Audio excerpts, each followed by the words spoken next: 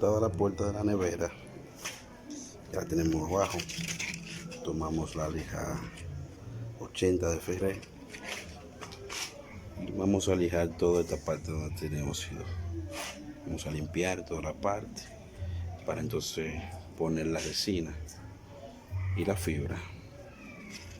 Vamos a lijarlo.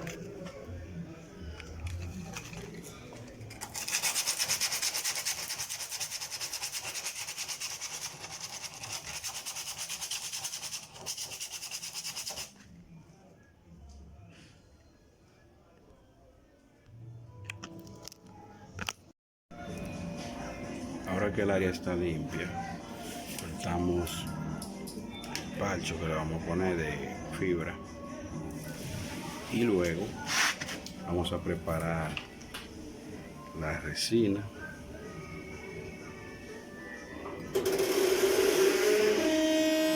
para luego ponérsela aquí.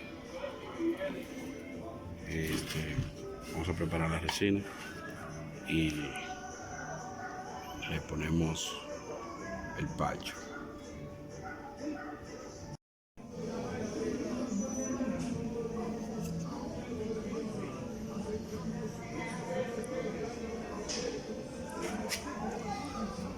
Bien, ahí ya la fibra está puesta. Solo tenemos que esperar que seque para lijarla y darle forma con el ferro.